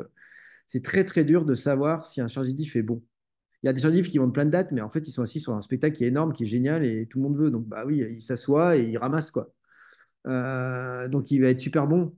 Mais en fait, vous ne savez pas si sur un spectacle difficile, il y arrivera. Donc c'est hyper dur de savoir si un bon chargé de livre, c'est que le réseau qui peut vous aider. Que le réseau, que la fraternité ou la sororité entre compagnies. Les sentinelles, pour ça, c'est pas mal. Tout ce qui est syndicat aussi, ça peut marcher. La scène indépendante, le Synavi, tout ça, c'est des réseaux de compagnies qui peuvent vous aider. Voilà. Euh, on a plutôt plus de chances qu'on a changé de diff, mais honnêtement, ça dépend surtout de votre économie. Changer de diff, ça coûte un fixe plus un variable. Puisque ça coûte le fixe pendant un vignon, et après, il y a un variable puisqu'il prend des pourcentages sur toutes les dates. Pour l'attaché de presse, pour moi, c'est moins clair. Je pense qu'il vaut mieux faire sa presse avant d'arriver à Avignon. Parce que c'est parce que vous aurez de la presse à afficher pendant Avignon que les gens vont dire: ah, c'est génial, le monde a aimé, donc j'y vais. En gros. Vous savez comment fonctionnent les gens, hein. Si le monde a aimé, petit là-bas, bah, c'est que c'est bien, forcément. Donc, moi, je conseille plutôt d'avoir de la presse avant que pendant, sachant que pendant les programmateurs, la presse est très, très affairée au in. ont très peu de place pour il y a peu de place pour l'offre. Je ne parle pas des blogs, hein. Je parle de la vraie, pardon pour ceux qui ont des blogs ici, mais il y a beaucoup de blogueurs qui disent qu'ils sont de la presse. Alors nous, on filtre beaucoup, enfin, on essaie de filtrer à FSC pour donner des cartes presse que aux gens qu'on pense que c'est des vrais journalistes. Parce qu'il y a pas mal de gens qui veulent la carte pour que les spectacles soient gratos et ils ont un blog qui vous intéresse pas du tout parce qu'il est vu par quatre personnes, dont la grand-mère de la personne qui fait le blog, et ça vous intéresse pas. Et vous voulez de la vraie presse, en fait, de la presse qui a pignon sur rue et les gens peuvent se dire que c'est bien. Voilà. Attaché de presse, c'est très cher. C'est cher. Donc, il faut vraiment que ce soit une attachée de presse de fou furieux, qui a vraiment pignon sur rue, qui est connu. Et là, c'est bon. Mais malheureusement, dans le milieu de l'attaché de presse, il y en a des très bonnes que je connais. Alors, je dis bonnes, c'est plutôt malheureux. Enfin, je sais pas si c'est malheureux ou heureux. Je vois plutôt des femmes en chargé, en attaché de presse. Je sais pas si c'est. Pourquoi. C'est pour ça que j'utilise le féminin. Mais il y en a des très fortes. Ils connaissent tout le monde. Tous les journalistes qui les tutoient et ils vont venir là en premier. Il y en a qui sont pas des faux attachés de presse, mais enfin qui. Attachés de presse, c'est encore pire que chargé de diff. C'est-à-dire que c'est vraiment que le carnet d'adresse qu'elle vous. Si elle n'a pas de carnet d'adresse, elle a beau être très acharnée tous les jours à appeler le matin, le soir, ça ne marchera pas. Les journalistes, ils vont vraiment aux gens qui connaissent et ils font confiance. Un journaliste, il ne perd pas son temps à aller voir un spectacle d'une chargée de diff qu'il ne connaît pas. Parce qu'il a besoin de faire confiance. De se dire, OK, je ne vais pas perdre une heure là. Donc, je vais avoir une réponse floue parce que déjà, je ne détiens pas la vérité du tout sur ça. Moi, je dis juste que chargé de diff, plutôt oui. Attaché de presse, plutôt rien. C'est-à-dire plutôt flat. Je suis plutôt neutre là-dessus. Euh, Si vous en trouvez une super, prenez-la. Ça coûte cher. Si vous trouvez un chargé de diff super, prenez-le aussi, hein. Ne faites pas de discrimination. Ok, alors il y a des questions encore sur le budget chargé de diff. Alors, si on budgétise le poste d'un chargé de diff, est-ce que cette personne a intérêt à être présente sur toute la durée du festival ou est-ce plus pertinent qu'elle ne vienne que sur la période plus intense au milieu du festival, puisque ce poste engendre des coûts pour une compagnie émergente? Oui, alors, Mhm. il y a des chargés de diff qui, de toute façon, vous demandent un fixe. Donc, ils vont pas vous demander moins s'ils viennent moins. De toute façon, ils sont là. Souvent, les chargés de diff, ils sont là. Enfin, si je parle des chargés de diff externes, hein, ceux qui travaillent pour d'autres compagnies que vous.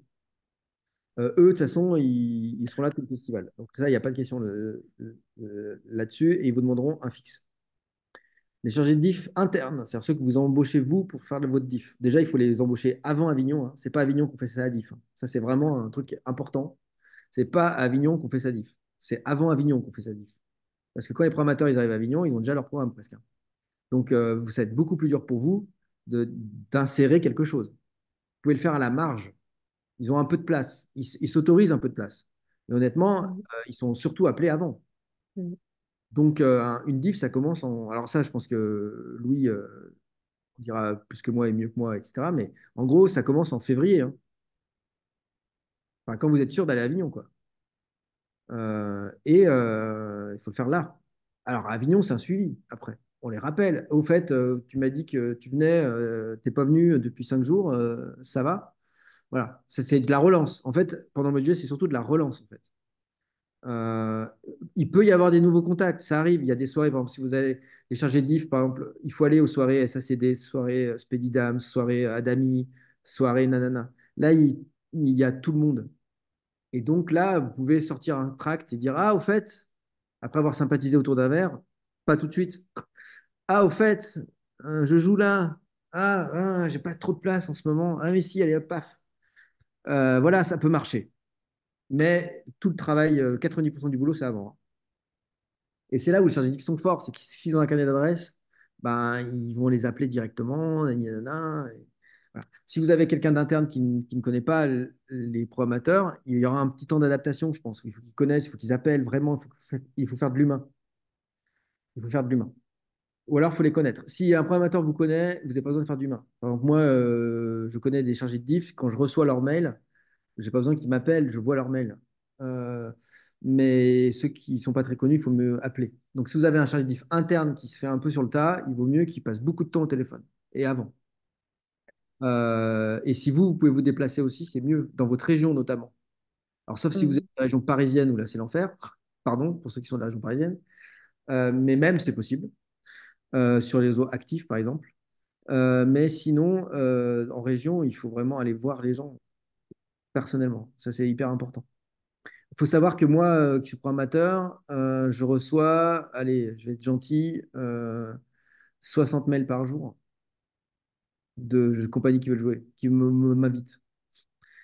Et en fait, je suis désolé de dire ça, mais j'en reçois tellement que j'ai même fait un filtre pour les mettre dans une boîte à côté, pour voir mes autres mails. Parce que sinon, je ne vois même pas mes autres mails. Et donc, j'ai un filtre, et des fois, je vais dans cette boîte-là, et des fois, j'y vais pas. Et parce que c'est dur, parce que tout le monde attaque. Et alors là, entre mars et juin, avant le off, mais c'est l'enfer la boîte. Donc, on est obligé de même faire des effacements automatiques parce que la boîte, elle est surchargée, elle ne reçoit plus de mails. On atteint notre quota. Donc, privilégier l'humain, c'est hyper important. Et nous, on n'est pas. Enfin, moi, personnellement, je ne déteste pas quand les gens m'appellent ou m'envoient un truc. C'est pas grave.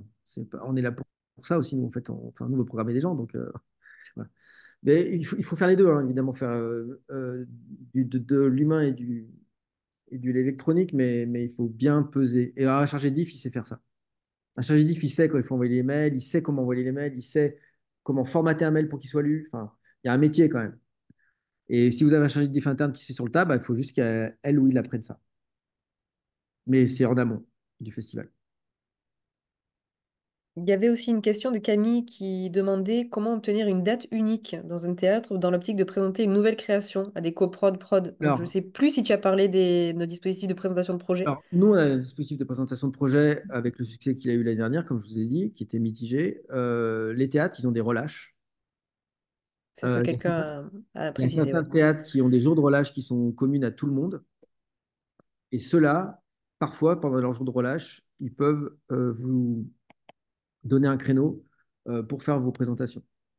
Alors, des fois, c'est même eux qui prennent l'initiative, c'est souvent d'ailleurs eux qui prennent l'initiative de faire ça. Par exemple, la Scala le fait, je crois que Loul l'a fait, je crois que le Transversal l'a fait. Donc, ce sont des théâtres qui consacrent quelques jours de relâche à des présentations de futurs projets. Voilà. Bah, il faut leur demander. De la même manière que vous cherchez un créneau, vous pouvez demander ça. Et vous n'êtes pas obligé. Alors, souvent, les théâtres, ils prennent des compagnies qui sont dans leur théâtre pour les nouveaux projets, mais pas que. Par exemple, le théâtre Transversal, qui est un théâtre qui est dirigé par Laetitia Mazzolini, je crois. Lui est un théâtre qui est très attaché aux Hauts-de-France. Et donc, il a un dispositif avec les Hauts-de-France qui est que si on est une compagnie d'Hauts-de-France, on peut s'inscrire à des créneaux, je crois que c'est des créneaux de 20 minutes ou d'une demi-heure pour présenter son projet, pendant les jours de relâche du Transversal, par exemple. Il y en a d'autres qui font ça. Faut se renseigner. Faut se renseigner parce que nous, on ne sait pas, parce qu'en fait, déjà, ça change tout le temps. C'est eux qui décident et il faut mieux leur demander. Après, vous pouvez nous demander, et nous, on peut demander à tous les théâtres s'ils ont des dispositifs. Ça, nous, on le fait. Donc, vous pouvez nous demander à nous, à la limite, pour aller plus vite. Et nous, c'est Agnès, en gros. Nous, ça va être Agnès et son équipe qui va demander au théâtre quel dispositif ils ont en faveur des projets de présentation des compagnies. Pour l'instant, on ne le sait pas du tout. Mhm. Fred Poty disait qu'il y avait aussi la Manuf qui faisait la Ouais, manufacture, la qui fait des manip, journées ouais. spéciales. Je Mhm. crois que je sais pas si le Train Bleu le fait. Si, si, le Train Bleu le fait, le Transversal aussi. De plus en plus de théâtres le font. Mais c'est souvent ciblé sur des régions où enfin, il y a des Il y a des particularités à chaque fois. partenariats, en fait. Souvent, il y a Ouais, des. c'est ça. Ok. Alors, je ne sais pas s'il y a d'autres questions. J'ai pas, effectivement, j'ai pas tout lu, mais souvent il y a des choses qui se sont auto-répondues. Peut-être qu'on peut passer maintenant à l'intervention de Louis, si ça te va, Avec, Laurent, si tu as terminé ta présentation. avec plaisir. Peut-être que, voilà, peut-être qu'on peut le laisser encore un peu. Ah oui, il y avait l'histoire de France-Brésil. 2025 sera l'année croisée France-Brésil. Y a-t-il quelque chose prévu en off pour cet événement? Il y aura des choses, mais pour l'instant, on est en train de les faire, donc on ne peut pas vous dire.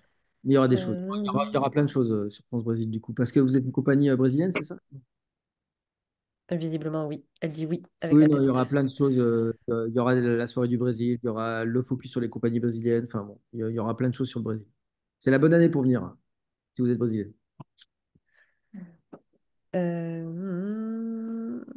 Alors, le fret, pareil, on vous a mis l'adresse normalement. C'est rse@festivalofavignon.com. Il y a aussi sur notre site, vous avez la page qui est dédiée. Allez sur notre site internet festivalofavignon.com. Clara va vous mettre le lien, comme ça vous irez voir. Y a-t-il des événements prévus dans le domaine art et sciences? Alors, dans quel sens? C'est quoi la question? Je ne sais pas. Je ne sais pas. Ensuite, nous sommes une jeune compagnie, pas encore certaine à l'Avignon. Peut-on discuter avec les théâtres, leur proposer notre projet si l'on n'est pas encore sûr de venir? Ou mieux vaut attendre d'être prêt pour leur proposer? Ah non, non. Enfin, vous pouvez toujours proposer. Le théâtre, non, vous pouvez toujours proposer au théâtre, même si vous n'êtes pas sûr de venir. Le théâtre, de toute façon, vous serez engagé quand il vous enverra un contrat à signer avec un acompte, hein. Avant, vous pouvez ce que vous voulez, hein. Vous pouvez prospecter les théâtres et puis dire non à la fin. Euh, y a pas de, il n'y a rien qui vous engage entre vous et le théâtre euh, juste avant la signature. Vous faites ce que vous voulez. Ouais, il y avait une question de chargé de div junior, par où commencer, où se procurer les contacts des programmateurs, programmatrices. Alors effectivement, il y a notre fichier à nous, mais qui est donné donc aux compagnies qui ont fait le festival. Bon, on n'est pas dupes, on sait très bien que c'est un fichier qui circule, vu qu'il suffit de connaître une compagnie qui a fait le festival. Comme quelqu'un précise, le mailing de masse, c'est contre-productif, il faut vraiment cibler. Nous, Ouais. voilà, on enrichit chaque année le fichier, enfin le formulaire des accréditations, donc on leur demande vraiment des informations sur ce qu'ils recherchent. Donc attention à bien utiliser tout ça, à Cibler bien faire des et filtres.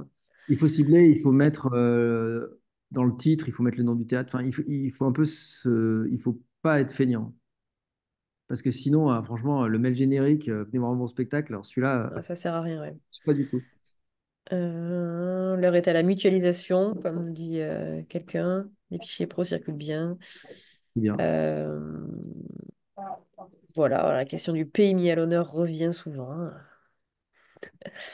Voilà, pour le moment, on n'a pas d'infos là-dessus. Et puis, je crois n'avoir rien oublié. Mais si vous avez des questions, vous pouvez quand même les poser dans le chat. On va laisser la parole à Louis et on peut réintervenir un peu plus tard, Ouais. si ça vous va. Très bien, avec plaisir.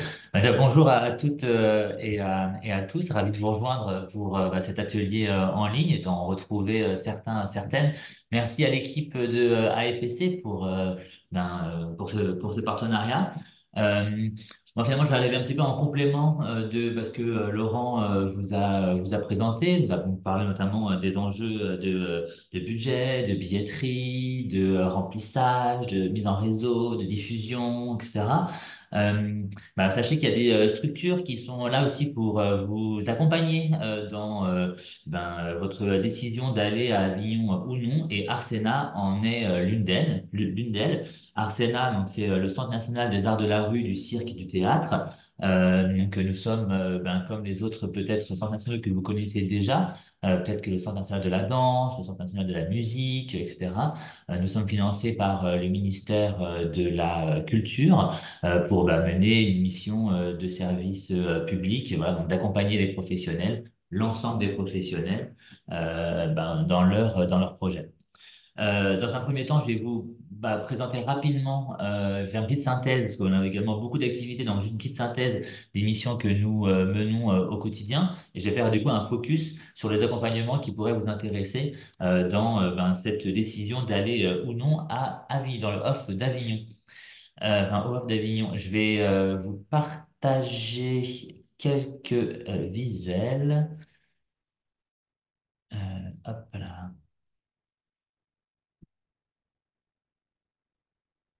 Tuc. Alors, voilà. Donc là, vous voyez bien, ça va? Ouais, c'est parfait. Super. Donc, comme je vous disais, donc, Arsenal, le Centre national des arts de la rue, du cirque et du théâtre. Et donc, notre mission, c'est d'aider les professionnels à mener à bien leurs projets et à construire l'avenir de ces trois secteurs. Donc, quand on dit professionnels, c'est aussi bien artistes que personnes qui les accompagnent, compagnie que structures qui produit ou diffuse du spectacle vivant. Nos missions se divisent en trois axes. Donc, le premier, le partage des connaissances. Le second, l'accompagnement des professionnels. Et le troisième, donc, le rayonnement international. Je vais vous parler un petit peu de ces trois axes-ci. Le partage des connaissances, puisque Arsena est un centre de ressources, donc sur la création contemporaine et l'actualité des secteurs. Alors, Arsena est basé à Paris, dans le 11e arrondissement. Nous sommes un centre de ressources, notamment physiques, puisque nous avons voilà, une médiathèque remplie de ressources de tout genre, qu'elles soient dramatiques, dramaturgiques, plutôt liées à la production, plutôt liées sur des aspects juridiques. On a également des fonds de compagnies, de festivals, de structures, des fonds qui sont aussi bien littéraires, audiovisuels, photographiques, etc. Donc n'hésitez pas si vous avez besoin de faire des recherches spécifiques à contacter l'un ou l'une de nos documentalistes qui peuvent vous accompagner dans différentes recherches documentaires. Donc, on a un magazine en ligne sur l'actualité artistique des secteurs. On a également des repères. On a également un fil Vipro. Et donc là, je vous encourage à vous y inscrire. Alors, je me permets désolé, une petite incide. Tous nos services, nous menons des actions de service public. Toutes nos activités, toutes nos missions sont absolument gratuites. Donc, il suffit simplement de vous inscrire ou de venir à notre rencontre. Le fil Vipro, c'est une newsletter que nous envoyons toutes les semaines, tous les vendredis, et que nous vous y partageons l'actualité des secteurs, que ce soit des nouvelles nominations, des nouvelles aides ou des renouvellements d'aides qui sortent, ou encore des informations juridiques, comme par exemple l'augmentation des minima conventionnels, par exemple. Donc, vous aurez besoin d'avoir ces informations pour eh bien, concevoir au mieux vos budgets, par exemple. Et quand on parle d'aide financière, ça peut être la relance du fonds PEPS ou encore une aide pour venir à l'Union d'un dispositif particulier. En tout cas, nous les recensons. Et donc, on diffuse ces éléments via le fil Vipro. Donc, il suffit de vous inscrire à notre newsletter. Et on a également d'autres veilles thématiques. Une veille dédiée aux autoristes dramatiques, une autre à la transition écologique, une autre à la médiation culturelle, une autre également art et sport. Donc, c'était le cas avec les JO. Donc là, pareil, on vous transfère l'ensemble de l'actualité de ces entrées thématiques. Et après, nous avons plein de rencontres et d'événements que nous organisons ici à Arsena ou dans avec d'autres partenaires sur d'autres territoires. Je vais parler juste après de l'accompagnement des professionnels. Je vais juste faire d'abord parler du rayonnement international, puisqu'on coordonne des réseaux européens, notamment le réseau Circostrada pour les arts du cirque et les arts de la rue, le réseau Contexto pour la traduction, diffusion et création des textes francophones, donc sur les aires anglophones et hispanophones. Pour cela, on travaille avec la SACD, avec l'Institut français, les postes diplomatiques installés sur ces aires linguistiques, ou encore le ministère des Affaires étrangères. Et puis, on coordonne du coup la présence de la France avec Quadriennale de Prague. Mais ce qui va vous intéresser, je pense, le plus aujourd'hui, ça va être la partie du coup accompagnement des professionnels, puisqu'on a voilà, différents accompagnements qui pourront vous intéresser. On a toute une programmation d'ateliers qui sont bien sûr gratuits, une programmation semestrielle et qui traite, comme celui-ci que nous faisons aujourd'hui avec l'équipe de AFSC, et donc des ateliers qui vont s'intéresser aussi bien à des aspects juridiques, de production, de diffusion. Par exemple, tout à l'heure, on en fait un sur la construction d'un budget de production et d'exploitation. On en fait également sur se repérer dans son environnement. Donc, tout à l'heure, on parlait de la diffusion, de comment comment trouver des contacts. Avant ça, il faut quand même savoir savoir repérer d'éventuels partenaires, que ce soit pour la production ou la diffusion de votre spectacle. Et pour cela, il faut connaître son environnement.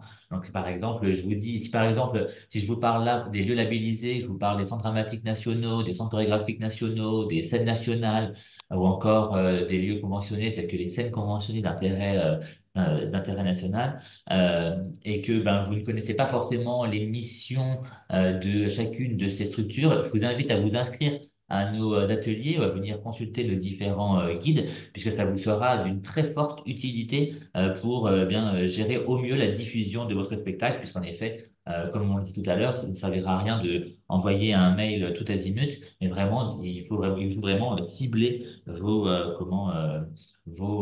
éventuels partenaires. Mais on va y revenir après. Euh, on a également des permanences et rendez-vous individuels. Donc là, c'est des permanences. Alors, la permanence, elle est juridique. C'est une permanence hebdomadaire, gratuite. Il suffit de s'inscrire sur notre site internet. Et donc là, vous pouvez parler avec l'une de nos juristes et poser des questions là, très pragmatiques sur des contrats, sur enfin toute demande d'information juridique dont vous pourriez avoir besoin et qui peuvent être également directement liées à votre présence à Avignon. Voilà, il n'est pas rare que, par exemple, des compagnies nous envoient des contrats de location d'espace pour lecture, ou encore il y a un litige, ils nous demandent voilà, comment faire pour essayer de résoudre ce litige. On a aussi donc des rendez-vous individuels, donc notamment les rendez-vous production en cours. Donc là, par exemple, moi, je vais m'occuper de ceux pour le théâtre, une collègue va m'occuper de ceux pour le cirque et les arts de la rue. Et là, on va passer 1 heure de temps ensemble pour parler de votre projet et de votre stratégie de production et de diffusion sur base de votre dossier artistique et de votre budget d'exploitation, de votre budget de production. Donc ça peut être voilà, c'est vraiment un moment individuel sur votre projet pour que nous réfléchissions ensemble à, par exemple, l'éventualité d'aller à Avignon sur un autre festival comment, Ah, c'est vrai, ouais, bah, je pense qu'il faudra faire le tour par là. comment Ouais, produire, malheureusement. comment produire son projet. Et après, donc, il y a d'autres rendez-vous individuels sur la communication, il y a d'autres rendez-vous individuels sur le développement international, voilà, où vous parlez avec les membres de nos équipes pour parler de vos outils et de votre stratégie. Je vais juste arrêter le partage pour vous aller juste sur le site internet d'Arsenal pour vous parler des guides et de toutes les différentes ressources qu'on a, toutes les ressources spécifiques qui peuvent vous intéresser pour évaluer l'intérêt, par exemple, d'aller au Festival Off. Alors, hein, je vais juste chercher la page. Voilà. Alors, ça, je vais vous donner sur le site d'Arsena. Comment on a développé un guide qui s'appelle le guide du spectacle vivant. Et si vous êtes un professionnel qui commençait, qui entamait une carrière dans ce secteur, ou si vous êtes une jeune compagnie, le guide du spectacle vivant peut vraiment vous aider pour savoir comment idéaliser, concevoir, produire, diffuser votre spectacle. On l'a vraiment prévu pour ces professionnels, pour vous, pour ces professionnels-ci, pour savoir voilà comment s'organiser et comment évaluer. Alors, attendez, je vais le chercher. Donc, il est voilà, dans le menu Guide du spectacle vivant. Donc, on a une première partie sur l'appréhension de son environnement professionnel. Donc là, c'est ce que je vous disais tout à l'heure. C'est également un atelier que l'on mène pendant 4 heures. Pendant 4 heures. Là, c'est voilà, donc des ressources écrites. On va vous présenter le panorama, l'écosystème du spectacle vivant pour que ce ne soit plus une forêt dense, mais que vous soyez vraiment à l'orée du bois et que vous puissiez y rentrer et vous repérer facilement, en tout cas repérer facilement vos partenaires. On va avoir d'autres parties plus dédiées à la production, à la phase d'écriture, à la notamment structuration de son projet. Là, par exemple, tout à l'heure, vous parliez des contrats. Et donc, on a toute une partie qui va s'intéresser notamment au contrat du spectacle vivant, au contrat de co-réalisation, contrat de session ou les contrats de location de salle. Donc ça, c'est de l'information de base. Et après, on a d'autres ressources mais qui sont le précis juridique du spectacle vivant. Donc là, c'est une fois que vous êtes un peu plus aguerri, là, c'est vraiment des fiches pratiques avec des modèles aussi donc, des modèles de contrat qui sont assez synthétiques parce il n'y a jamais 2 fois le même contrat, mais il va falloir adapter ces outils à votre réalité. Mais voilà, sachez que nous, en tout cas, on dispose de ces éléments pour vous aider à concevoir vos outils.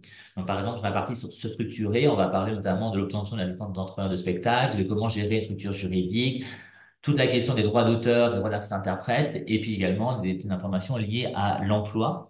Et c'est du coup d'autant plus vrai à Avignon, puisque vous allez devoir embaucher des collaborateuristes artistiques ou encore des personnes à la production et à la diffusion. Et en effet, ça ne s'invente pas, il y a des cadres légaux, législatifs, et on vous les présente dans ces parties. Et après, il va y en avoir une qui va vous intéresser, c'est une qui est vraiment dédiée à la diffusion où là, on vous accompagne dans votre stratégie de diffusion, voilà, comment faire pour diffuser un spectacle, quels sont les outils, les aides et les acteurs de la diffusion, puisque suivant votre espace d'implantation, enfin le lieu de la résidence administrative de votre compagnie, eh ben, vous aurez du coup certaines régions, certaines collectivités territoriales ont des aides pour accompagner votre venue au festival d'Avignon. Ça peut être des mairies, ça peut être également des départements ou des régions qui ont des dispositifs singuliers et on en recense du coup énormément dans cette partie. Donc là, il y a des parties sur les types de contrats dont je vous parlais, et puis voilà, sur les gestions d'exploitation, les gestions, enfin l'élaboration également de budget d'exploitation, etc. Donc je vous encourage vraiment à le lire. Si vous entamez vos premières tournées, et notamment voilà, si vous allez pour la première fois aussi au Festival d'Avignon, voilà, lisez également ces parties pour vous préparer au mieux. Donc ça, c'est un peu les guides que nous avons. Et après, on en a d'autres également qui sont plus thématiques. Voilà, si vous avez un projet de parentalité notamment, et ben voilà, on a un guide sur la parentalité dans le spectacle vivant. Également, on recense tous les dispositifs, notamment liés à l'intermittence, etc. Comment ça se calcule, les congés de maternité, paternité, etc. Mais bon, revenons au festival d'Avignon. Comment dans ce service, on gère également différents dispositifs financiers, notamment l'aide nationale à la création de textes dramatiques. Alors, je ne sais pas si vous connaissez cette aide. Donc, nous la gérons pour le ministère de la Culture. C'est 1 million d'euros par an qu'on redistribue ensuite aux autoristes dramatiques et aux compagnies qui mettent en scène les textes lauréats. Donc, c'est deux commissions par an, l'une au mois de mai, l'autre au mois de novembre. C'est 25 lauréats par commission. On félicite donc des textes dramatiques, des traductions donc de langue étrangère vers le français de textes dramatiques, et également des textes qu'on appelle une dramaturgie plurielle, lorsque voilà, il y a d'autres dramaturgies outre dramatiques, par exemple chorégraphiques. On a même eu également des textes aussi qui étaient accompagnés de toute une écriture olfactive. Voilà, il y a vraiment plein de réalités qui existent. Et les lauréats, les autoristes lauréats, lauréates, reçoivent une bourse de 3 000 euros. Et ensuite, il y a une aide au montage qui arrive pour la production de la pièce. Et là, c'est une aide de 16 000 euros pour la structure qui va monter cette pièce. Donc, si vous êtes si vous êtes auteuriste dramatique, eh bien, je vous encourage à partager votre texte dans le cadre du dispositif, en tout cas à candidater à ce dispositif. Et si vous êtes une compagnie qui est à la recherche de textes à monter, eh bien, vous pouvez aller à la rencontre des textes dramatiques qui sont du coup félicités, puisque voilà, les auteuristes dramatiques, tous ne sont pas metteuses en scène. Certains sont à la recherche de compagnies artistiques pour concevoir, pour mettre en scène leur projet. Et donc, dans la partie de notre site internet, vous allez avoir les différents dispositifs financiers, donc tels que l'aide à la création de textes dramatiques. Et là, vous allez voir une partie texte créé, texte à créer, et vous allez du coup pouvoir repérer les textes qui cherchent encore des compagnies pour les mettre en scène. Et du coup, texte qui dispose de 16 000 euros pour monter ce projet. Alors, ces 16 000 euros, ils arrivent à la phase en phase de diffusion, puisqu'il nous faut justifier de contrat pour 16 représentations. Mais lorsque vous allez, par exemple, imaginons participer au Festival Off d'Avignon, les 16 dates vont avoir lieu et vont déclencher du coup assez facilement ces 16 000 euros. Pour lire ces textes, après, il vous suffit de nous faire une demande d'accès à la bibliothèque numérique. Donc, il faut que vous remplissiez un petit document et que vous nous le renvoyez ensuite pour aller à la rencontre de ces textes et éventuellement comment en choisir un et se mettre en lien avec les autres risques pour avoir l'aide. Comment donc ça c'était pour vous parler notamment d'un dispositif financier qui pourrait vous intéresser. Arsena, comme je vous disais, on travaille avec l'ensemble des professionnels du secteur, donc aussi bien compagnie, structure, agence régionale, agence départementale, etc. Et on fait énormément de rencontres professionnelles, aussi bien pour le secteur du théâtre, du cirque et des arts de la rue. On en fait également à Avignon, puisqu'on est présent sur un événement qui s'appelle les 12 heures des auteurs. Et cette année, c'était les belles heures des auteurs, puisqu'on était là pendant 2 jours à la Maison Jean Villard. On fait ça avec le festival IN, où on vient du coup partager le dynamisme des écritures dramatiques actuelles. Et dans ce cadre, on a plein de rendez-vous professionnels que nous organisons et qui sont vraiment qui sont accessibles à tous et à toutes. Donc, suivez également nos actualités, c'est également l'occasion de faire réseau et nous sommes présents non pas uniquement à Avignon, mais aussi sur d'autres festivals tels que Châtons dans la rue, Aurillac, le festival Wet au CDN de Tours. On est également au festival Spring, au CDN en Normandie, et notamment avec des événements au CDN de Caen. Donc voilà, donc si n'hésitez pas sur nos actualités à nous rejoindre sur ces événements, c'est l'occasion de faire réseau, puisque voilà, comme je vous l'ai dit, nous avons une variété de professionnels, évidemment les lieux labellisés qui viennent à nos événements. On organise aussi des présentations de projets de création. Alors, nous ne les organisons jamais seuls, toujours en lien avec des partenaires et sur des festivals. Si vous êtes notamment une compagnie qui œuvrait dans le secteur du cirque ou des arts de la rue, on organise des présentations au Festival d'Aurillac, à Circa, à Auch par exemple. Et donc là, vous venez vraiment pitcher votre projet devant 300 professionnels, 300 programmatrices françaises ou issus d'autres territoires internationaux, enfin, d'autres territoires. Donc voilà, donc tous ces projets de mise en réseau, toutes ces actions vous sont accessibles. Et donc voilà, si vous êtes en recherche de agrandir vos réseaux et de voilà de préparation, par exemple de votre venue au Festival d'Avignon, venir aux événements d'Arsena peuvent vous aider en tout cas à rencontrer ces professionnels et ensuite après à les inviter à venir au Festival d'Avignon.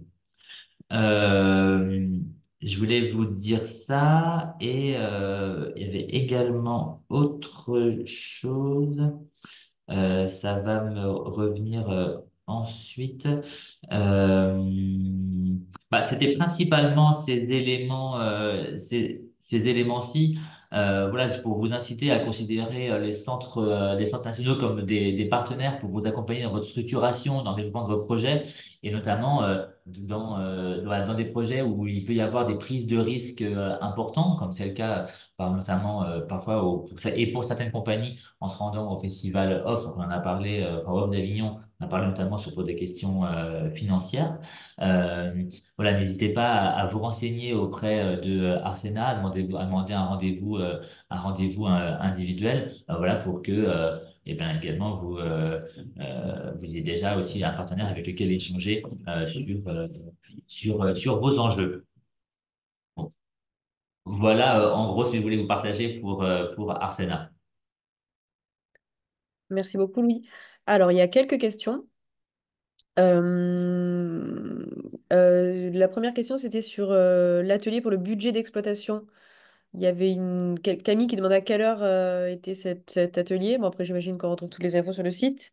Ouais, ouais, exactement. On trouve tout sur le site. En fait, en fait, on a nos ateliers qui sont gratuits. Il y en a une quarantaine par semestre et on essaye de faire une programmation qui également colle aux enjeux actuels des professionnels des secteurs. Donc, notamment ateliers sur voilà, la transition écologique, par exemple, là prochainement, on va en faire un sur lorsqu'on met fin à son activité ou encore lorsqu'on se lance, etc., sur la diffusion.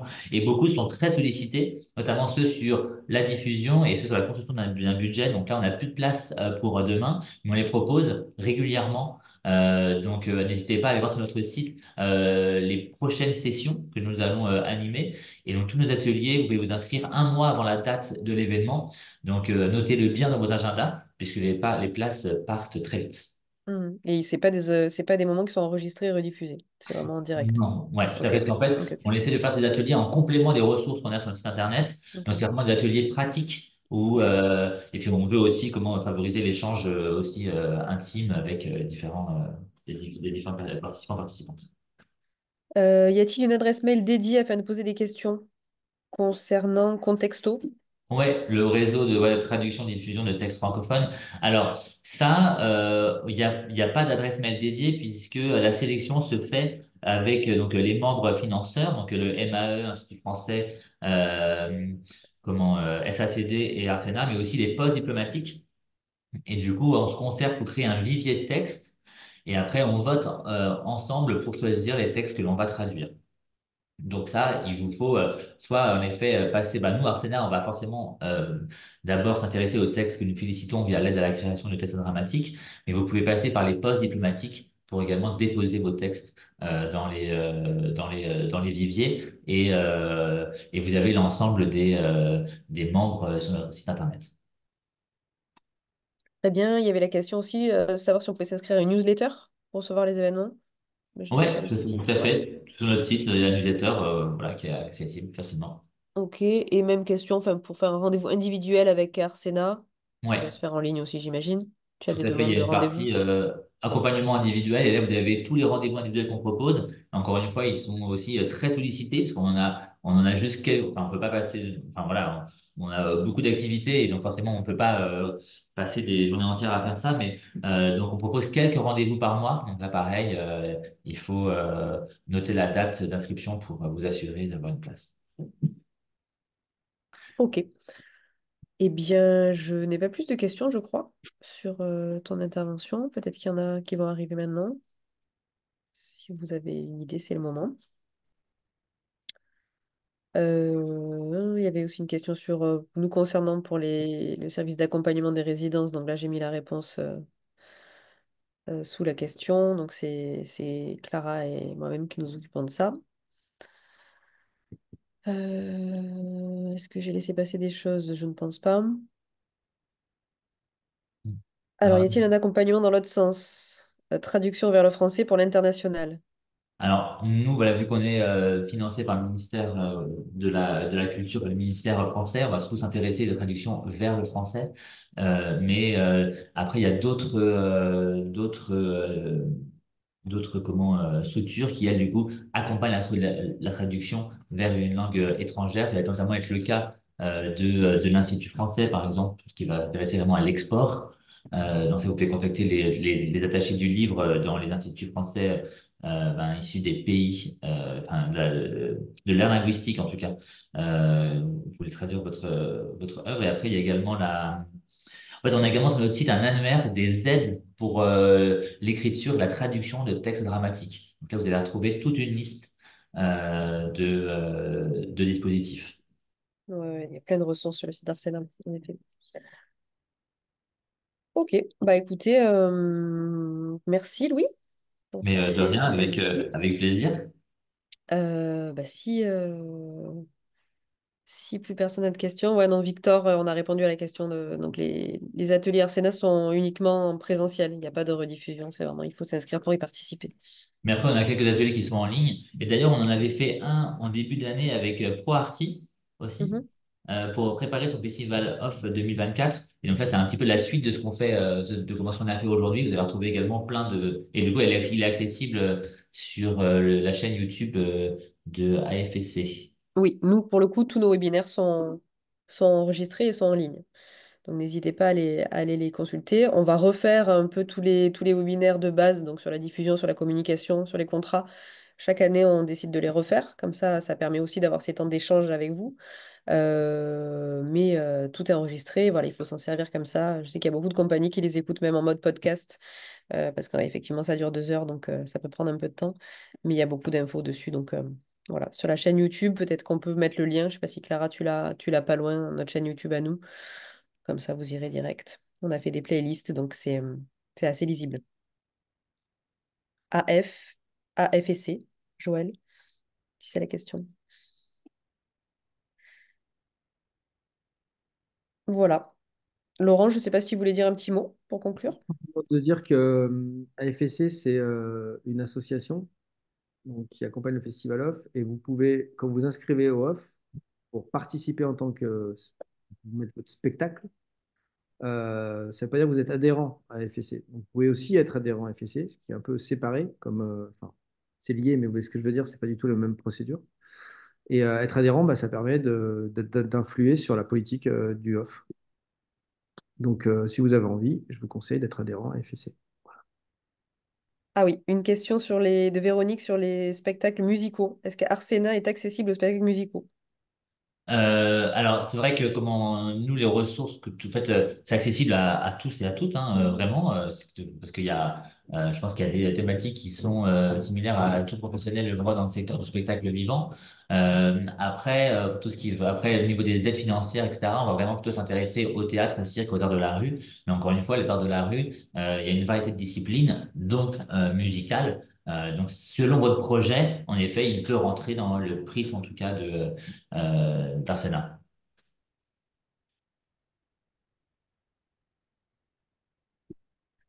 Parfait, merci beaucoup. Eh bien, je n'ai plus qu'à vous souhaiter une très bonne journée à tous, à toutes et à tous. Et on se retrouve bientôt pour le prochain webinaire. Merci beaucoup. Merci à vous. Merci, À merci bientôt. beaucoup. Merci.